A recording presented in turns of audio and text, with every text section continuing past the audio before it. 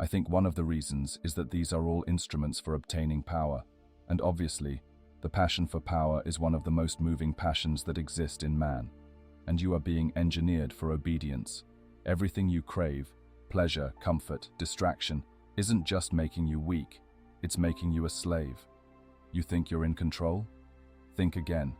Every mindless scroll, every binge watch, every notification hijacking your focus, it's all by design.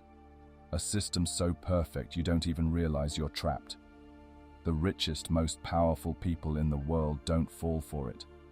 They create it. They profit while you waste away. Aldous Huxley warned us. He said control wouldn't come through force, it would come through pleasure, a world where people beg for their own servitude. And now, here you are. Look at your habits, look at your life. Are you free, or have they already won? By the end of this video, you'll know exactly how they've kept you blind and how to break free forever. But be warned, once you see the truth, there's no going back. Are you ready? There is a silent war happening right now, a war for your mind, a war you don't even realize you're losing. Not with bullets or bombs, but with dopamine, with distractions, with the illusion of pleasure. Think about how many times you've checked your phone today, how many hours you've wasted scrolling, watching, and consuming. You know it's a waste of time, but you do it anyway. And that's not a mistake. That's the system working exactly as designed. Your brain has been hacked, and the people at the top know exactly how to keep you hooked. Dopamine is the most powerful chemical in your brain. It's the reason you feel pleasure, but more importantly, it's the reason you crave. The anticipation of a reward releases more dopamine than the reward itself. That's why you keep refreshing your notifications, why you binge watch episode after episode, why you can't put your phone down even when you know you should. You think you're in control, but you're not. Social media, entertainment, and even video games are designed to hijack your dopamine system, just like a casino. Slot machines don't give out rewards consistently. They give out random wins to keep gamblers playing. Social media works the same way. They don't show you the best content first. They mix random viral content with boring ones, so you keep scrolling, hoping for the next hit. YouTube keeps you trapped with autoplay. Facebook keeps you addicted with endless feeds. Your phone's notifications trigger dopamine spikes, conditioning you to check it every few minutes. This isn't entertainment, it's behavioral programming. And here's the worst part. You're not even the customer, you're the product. The richest companies in the world, Meta, Google, Apple, aren't selling entertainment, they're selling you. Your attention, your time, your habits. Every second you spend distracted, they profit. Every hour you waste chasing pleasure, they get stronger while you get weaker. The system was never built for you to win. It was built to keep you consuming, distracted, dependent. Because a society that is entertained 24/7 never stops to think, never stops to question, never stops to take back control. Look at the hard data.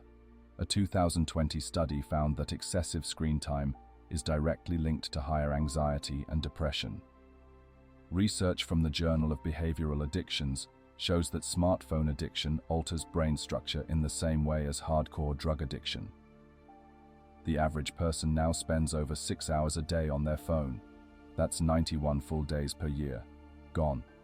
And what do you have to show for it? Your focus is weaker, your willpower is fading, your energy is drained, and still you reach for the next distraction. They have programmed you to seek constant pleasure so that you never pursue anything real. Every moment wasted on distractions is a moment you could have spent on your goals, your body, your mind. And here's what the people at the top don't want you to know. The most successful, most powerful people on the planet don't consume like you do. Elon Musk isn't wasting time scrolling social media. Jeff Bezos isn't mindlessly binge-watching Netflix. Warren Buffett isn't trapped in an endless loop of distractions. But you are. That's why they win. That's why you fall behind. And the worst part, you don't even see the chains around your wrists. You think you're choosing pleasure, but the truth is, pleasure is choosing you. But there's a way out. A way to break free, rewire your brain, and take back control of your life. And in the next section, I'll show you exactly how to do it. But first, Ask yourself, are you a consumer or are you a creator? Because that single decision will determine your future. Comment below, I choose power over pleasure, because what comes next will change everything. Because what comes next will change everything. You finally get what you want, a new phone, a dream vacation, a big achievement. You feel excited, fulfilled, like this is it, like you finally made it. But then something happens. The excitement fades, the feeling wears off. You're back to normal, and now you need something else, a bigger hit, a new goal, a new desire. This is not a coincidence. This is the hedonic treadmill, the biological trap that keeps you chasing pleasure but never actually reaching it. Modern society has weaponized this against you. Every product, every platform, every system you interact with is built to keep you running on this wheel. The treadmill makes you believe that happiness is always just one purchase away, just one more achievement ahead, just one more dopamine hit beyond your reach. But here's the truth. As long as you chase pleasure, you will never be free. Your brain is wired to seek more. Studies show that no matter how much happiness you achieve, your brain quickly adapts. You return to your baseline level of contentment, and the craving for the next high begins. That's why lottery winners don't stay happy. It's why billionaires keep chasing more wealth. It's why people who get the perfect body still feel insecure. You will never arrive at happiness if you keep looking for it in external things, because happiness was never meant to be chased. If you were truly happy, you wouldn't need their products, their distractions, their empty promises of success. And if enough people realized this, the system would collapse. Consumerism depends on your dissatisfaction. The second you feel content, you stop buying. You stop needing validation. You stop being easy to control. This is why advertisers don't just sell products, they sell lifestyles. They don't want you to buy things. They want you to buy the illusion that happiness comes from having more. This is why social media thrives on comparison. They want you to feel like you're missing out, like other people are happier, wealthier, more successful. So you keep consuming, keep scrolling, keep running on the treadmill.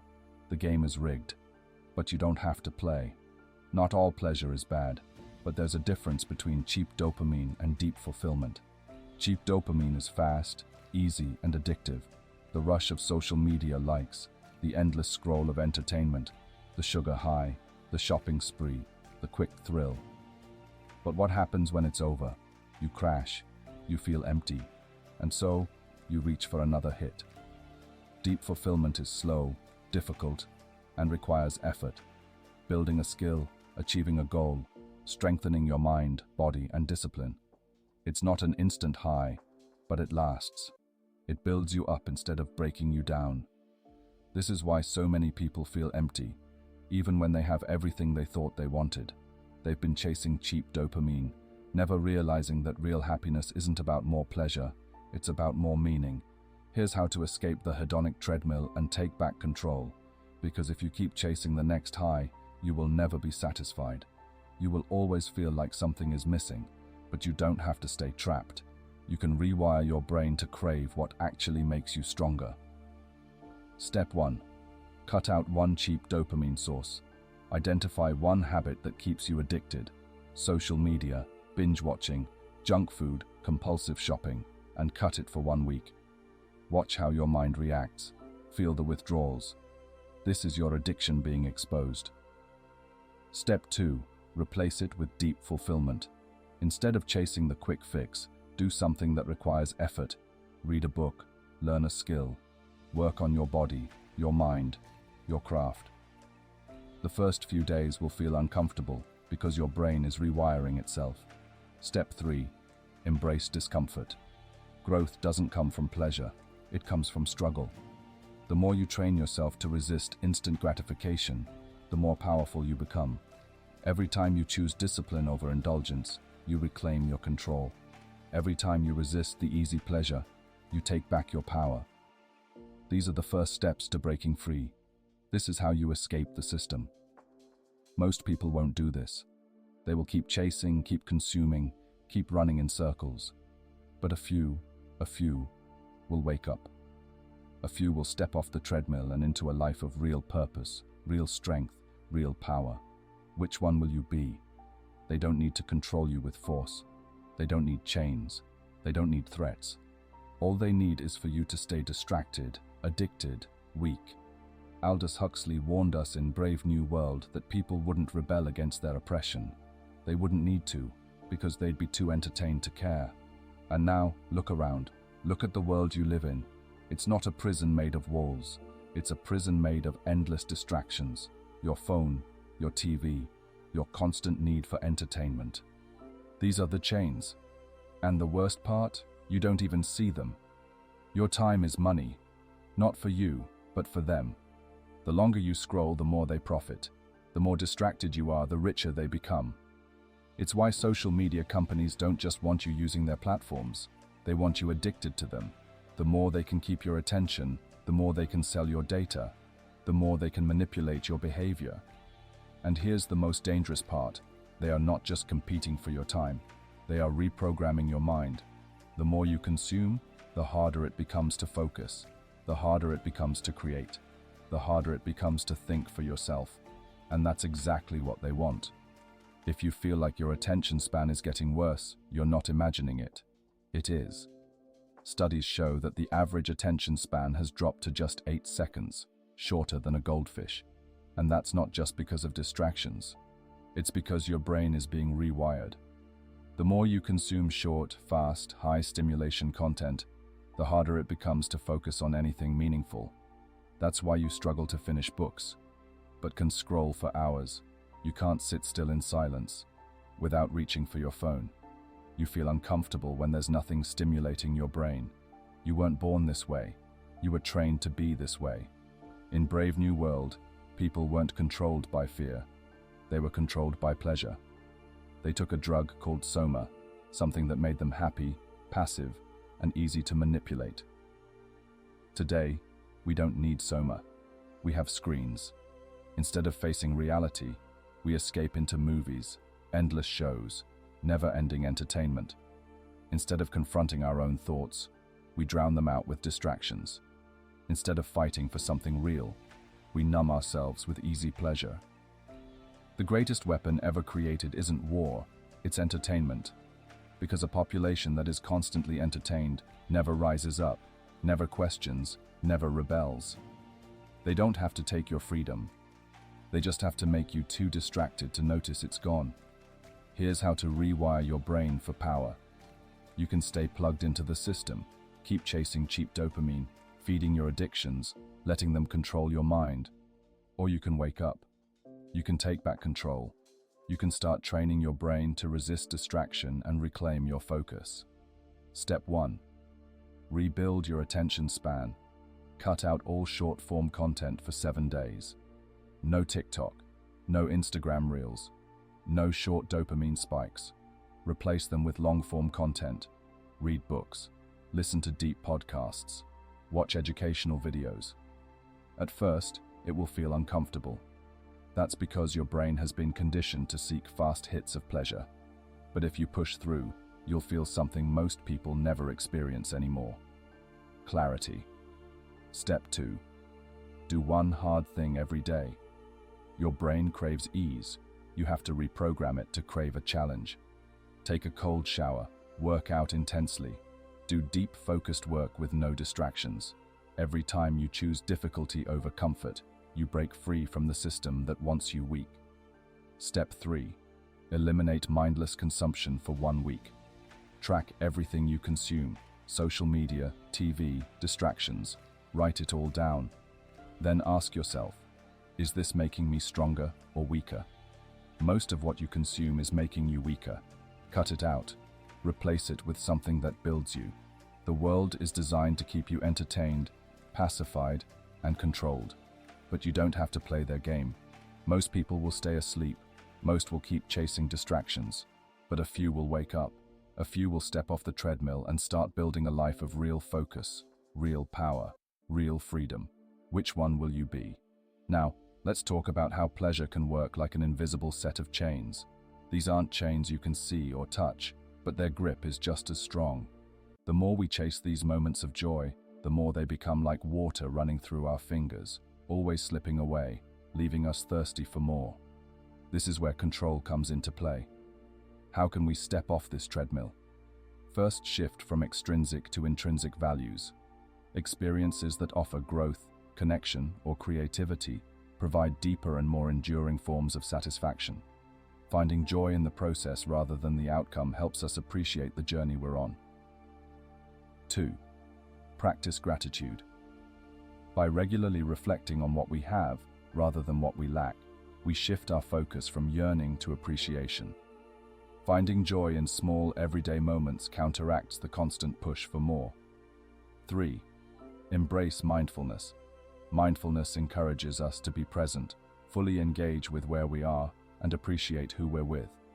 By living in the moment, we reduce the time spent longing for the future or dwelling on the past. 4. Redefine success. Success doesn't have to mean wealth or prestige. It can mean cultivating meaningful relationships, contributing to your community, finding peace within yourself. Stepping off the hedonic treadmill isn't easy. It requires practice and patience, but it opens the door to finding lasting happiness within yourself. Imagine you're on a treadmill. It keeps increasing in speed, yet you never reach your destination. This is much like your mind, constantly stirred by the demands and distractions that surround you. The more you chase, the more you realize. Satisfaction is elusive. It's a never-ending cycle of seeking pleasure, only to return to the starting point with each new desire. Now, let's take a deeper look at what's happening. Every day, information floods your senses. Advertisements promising happiness, notifications on your phone, social pressures to keep up. It's a barrage of influence that you might not even notice, yet it shapes your desires and your perception of what's important. You are drawn into a race, chasing after what seems like fulfillment, only to find yourself back at square one. The world tells you, you need more. More gadgets, more experiences, more recognition, and so you run faster. Think about social media. It's a perfect example of this cycle. Each like or comment provides a temporary high, but it never lasts. You find yourself returning again and again, hunting for fresh engagement, new recognition. This endless scroll doesn't just influence what you think is valuable, it alters how you think about yourself. You unconsciously redefine your worth based on fleeting interactions. The products you see, the ads you encounter, they've all been designed to play on these desires.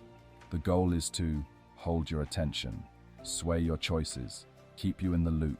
Every platform and app competes to be more engaging, pushing you to stay longer and longer. But the cost? Your mental peace, your focus, sometimes even your happiness. Why does this matter? Because while your mind is crowded with external desires, there's little room left for your authentic goals and aspirations. Your true self gets buried beneath layers of artificial wants. This invisible struggle for control over your desires, likes and dislikes is intense, but it often goes unnoticed. Recognizing this is the first step to change. It's about reclaiming your attention, preserving your mental space for what truly matters. This doesn't mean ignoring everything. Life is about experiences after all, but it does mean choosing consciously. It's about deciding what deserves space in your mind and what doesn't. When you become aware of these influences, you can start to draw boundaries. Think about what genuinely brings you joy versus what's just a temporary fix. You have a choice: stay distracted or take back control. Which will you choose? Thrill, reflect on your goals. What are the distractions that pull you away from them? This internal tug of war is not easy, but with awareness comes power. Start to filter out the noise, focusing on the things that align with your true values. Begin by identifying what truly adds value to your life. Choose your experiences mindfully, whether it's how much time you spend online, the people you surround yourself with, or the goals you pursue. Let them be ones that resonate with who you are at your core. Take control of your mental space. Empower yourself to be the one dictating what takes priority in your thoughts. Start by nurturing your inner world. Give power to your true intentions and your real needs. It's about taking back the reins from a world set on directing your thoughts, ensuring that this silent war ends with you as the victor. we've been exploring the silent constraints that keep our minds trapped, often without us realizing it. Let's shift our focus to breaking free from these mental chains. Life isn't meant to be spent in a constant state of trying to measure up to something outside ourselves. We get so tangled in expectations, pressures, and doubts that we lose our sense of who we are. This section is about reclaiming that lost part of ourselves. Every day presents a series of choices. Each decision we make can bring us closer to a life that feels authentic. It starts with small changes. Imagine setting aside time each morning to reflect. This might sound like a trivial task, but it's about stopping for a moment to listen to your own thoughts before the chaos of the day takes over. This practice can become a powerful habit that grounds you. Now let's talk about boundaries. They're crucial for protecting our mental energy. How often do we say yes to things that drain us? It happens in an attempt to please others or avoid conflict. But what if saying no reclaimed a piece of your life? It's not about shutting people out. It's about learning to value your own time and energy just as much as others' demands on them. Reconsider your daily routine. Look at it like a map of your energy. Identify tasks that energize you and those that drain you. Some draining tasks are unavoidable, but are there some that you could minimize or delegate? Freeing yourself involves being honest about what truly matters and then making space for those things. A crucial aspect of reclaiming your life is connection, but not just any connection. Meaningful interaction with others who uplift and inspire you is key. Letting go of toxic relationships can be one of the toughest yet most liberating experiences. It doesn't mean animosity, it simply means placing your well-being first. Think about someone who always feels energizing to be around. What makes that relationship different? Such relationships naturally reinforce who you are at your core. Reflect on the things you're passionate about. Are they present in your life? If not, why? Passion projects, no matter how small, can be revitalizing. They remind us of our strengths and what truly makes us happy. Sometimes, rekindling an old hobby or starting a new one can bring back pieces of ourselves that we've hidden away. Breaking free also involves making peace with imperfections. Society often pushes us to strive for flawless lives, creating a heavy burden. But life isn't perfect. That's what makes it beautiful, and sometimes chaotic. Letting go of the need for perfection can lead to more genuine experiences, freeing us from unnecessary stress and anxiety. Ask yourself, what does success truly mean to you? Is it about financial wealth or societal status, or is it a sense of peace and satisfaction? Your definition might not look like what you were told it should be. By redefining success on your terms, you align your energy toward goals that resonate with your true desires. Now, stress is something we all encounter, but giving it control over your life is a choice. Stress management is about understanding triggers and learning coping mechanisms that keep stress from dictating your actions. Exercise and mindfulness practices can be particularly helpful in mitigating stress. These activities offer a mental reset, a way to shift focus and dissipate tension. Revitalize your space. Often, our environment reflects our mental state. A cluttered space can lead to a cluttered mind. Tidying doesn't need to be extreme.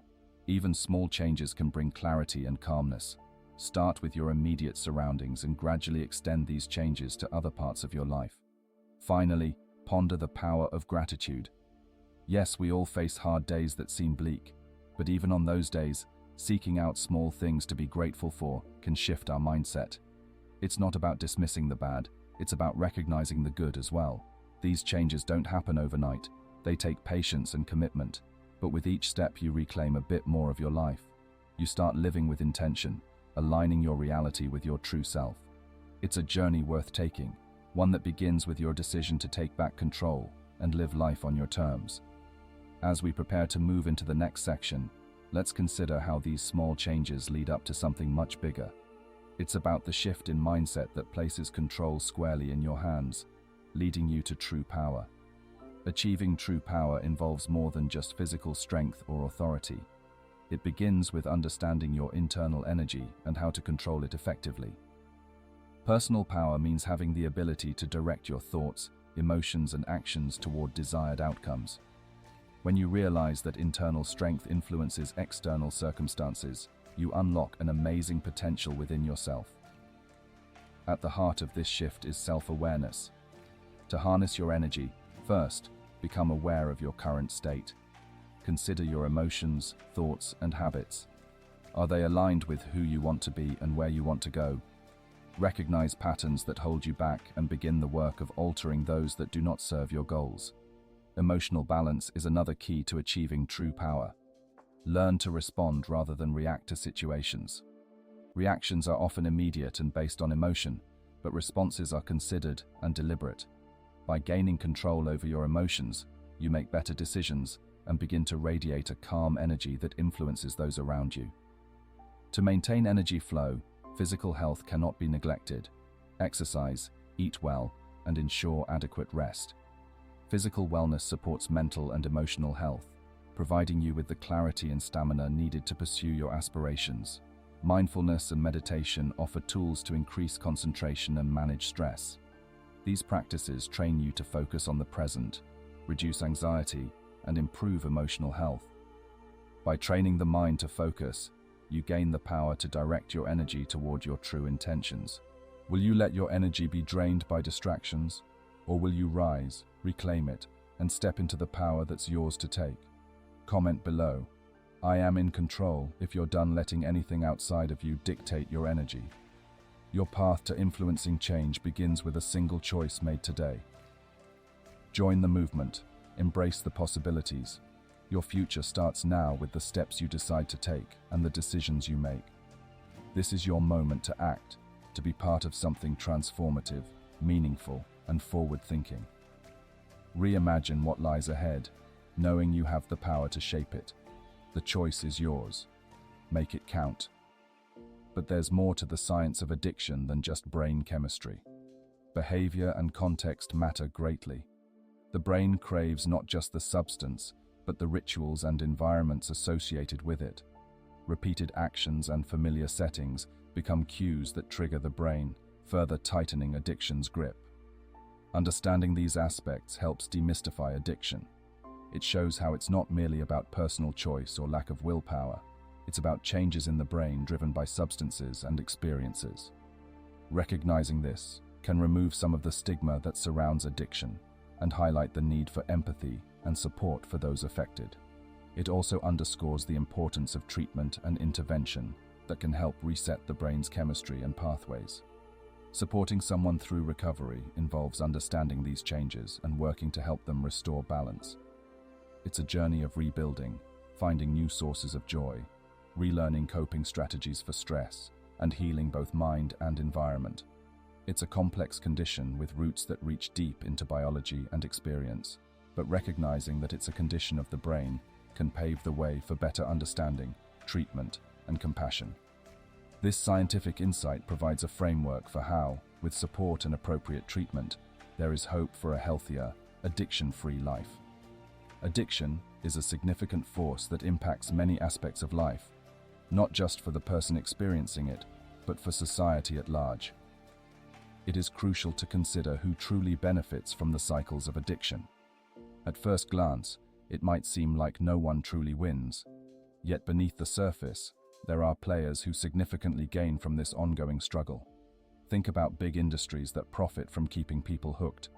The tobacco and alcohol industries have long been known for their reliance on repeat customers. They design products to foster dependency, driving a stream of profit. Advertising plays a massive role here, presenting lifestyles or status symbols associated with their products. This promotes a normalized view of consumption, which can obscure the harmful effects. In essence, addiction becomes a financial cornerstone for these corporations. Beyond the obvious examples, there are newer players in the digital age. Social media companies and game developers often implement tactics designed to keep users engaged for as long as possible. They use algorithms that trigger the reward systems in our brains, encouraging users to come back repeatedly. This engagement is monetized through advertising, making user attention a valuable commodity. Essentially, user addiction translates directly into revenue for these companies. Pharmaceutical companies often walk a fine line. While many create life-saving medications, we've all seen, or even personally known, someone whose life took a turn for the worse because of an addictive prescription drug. Pain medications, for example, have helped countless people, but they've also fueled devastating addiction crises. Maybe it was a friend who started taking them after surgery and struggled to stop, or a family member who was prescribed them for chronic pain but became dependent. When that dependence grows, so does the demand, benefiting the manufacturer while tearing lives apart. But it doesn't stop at industries. There are social dynamics where certain individuals might benefit from another's addiction. Think of a person who feels more in control or important because they're always rescuing someone from their struggles. This might foster a codependent relationship, where one person's addiction inadvertently validates the other's need to be needed. Not to forget the media, which often sensationalizes the struggles of addiction by focusing on dramatic stories. They attract viewership and sell narratives that might stigmatize or misunderstand the nature of dependence. This boosts ratings and sales, making addiction itself marketable as a news topic. Some people benefit in less obvious ways. For example, employers who don't want to make changes might find it easier to let go of an employee struggling with addiction instead of looking at how their own workplace culture could be contributing to stress and burnout. This way, they avoid dealing with deeper problems within the company.